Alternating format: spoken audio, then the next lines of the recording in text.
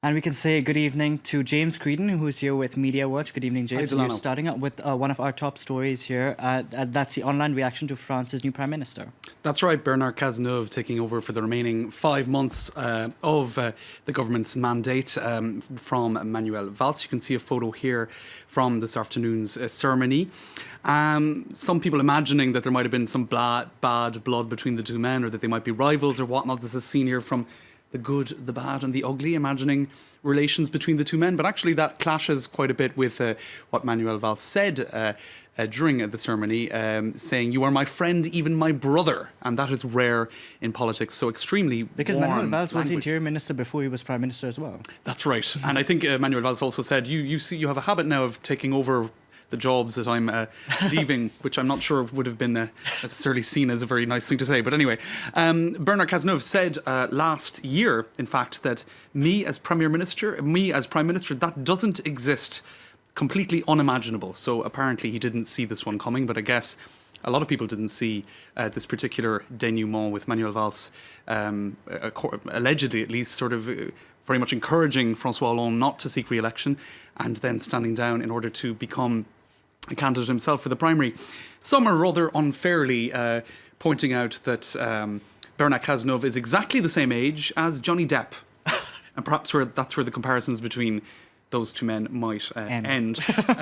But he is, despite his stern, serious image, he does actually have a sense of humour. He even won a prize for his sense of humour in 2012 at the Press Club Humour in Politics Award. I didn't know that existed, but apparently it does.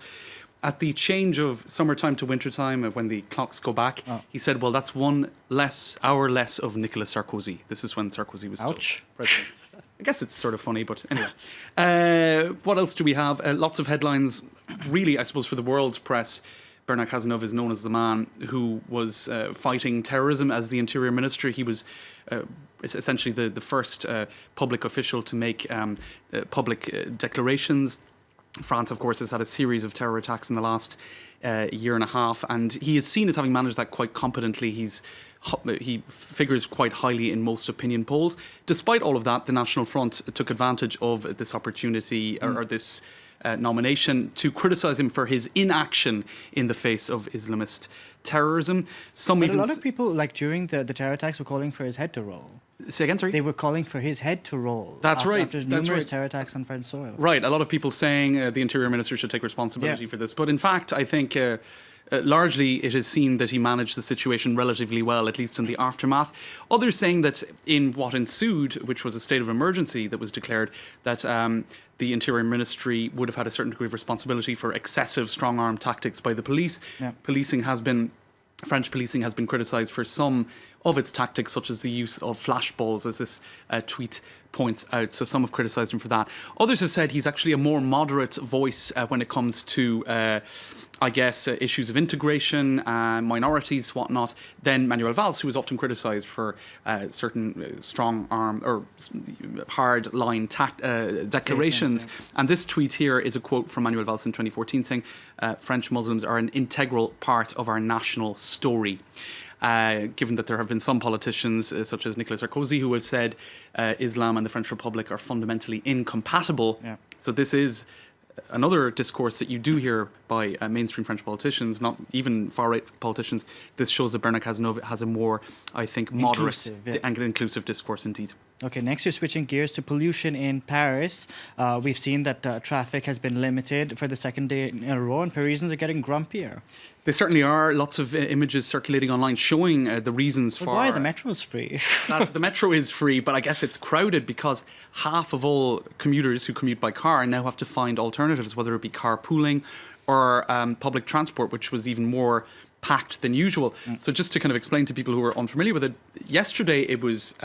odd numbers, if I'm not mistaken, and today it was even numbers on your registration plate that had to kind of stay at home or find an alternative. So if your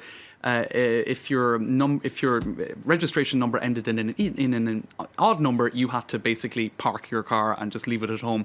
So we saw a flurry of images going across social media showing the extent to which there was smog in the skies of Paris. Wow. And this is Paris's Mayor, Anne Hidalgo, who has made it one of the central elements of her platform, etc., to limit the use of cars in the French capital. And she said this is the proof, this image of the skyline in Paris where you can barely make out the Eiffel Tower, that it is necessary to reduce the use of cars in the city centre. Now that is, she's using this argument to bolster another one of her arguments or policies, that she was right to limit traffic, or indeed to ban traffic from the quays along the centre of Paris, right down by the banks of the Seine, which are now being used for pedestrians and as essentially a park space. Now that has created a lot of controversy because it has increased traffic.